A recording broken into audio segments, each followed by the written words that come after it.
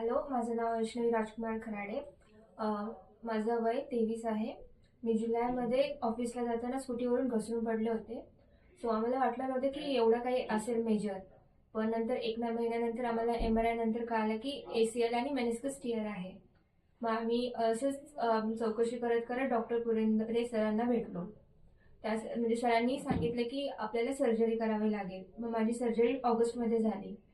Surgery सगळी चांगली झाली होती, पण माहित नाही की म्हणजे फिजिओथेरपीला कमी झालं का काय झालं, पण माझ्याकडून पण काही कमी पडलं असेल.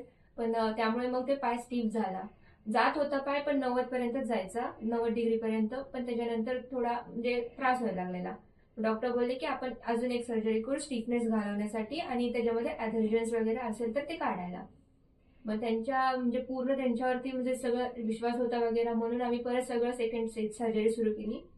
त्यामध्ये आम्ही म्हणजे सगळं झाली सर्जरी वगैरे, डिसेंबरमध्ये झाली सर्जरी. त्या सर्जरी नंतर मग इतका मोठा सिग्निफिकंट इफेक्ट भेटला की म्हणजे आता माझा पाय, मी सगळं नॉर्मल ऍक्टिव्हिटी करू शकते. Like back to normal life आली. मी मांडी घालू शकते, नीट चालू शकते. माझं लंगडणं खूप म्हणजे असं मला वाटत होतं की मी नीट होईल की नाही, असं वाटायचं की मी लंगडतच चालेल का काय. पण आता नाही, म्हणजे आता पूर्ण नॉर्मल अशी जी आधी मी होते तशी मी आतापर्यंत म्हणजे फुल व्यवस्थित झालेली आहे. सगळं ते डॉक्टर मयूर पुरंदरे सरांना क्रेडिट जातं. थँक्यू.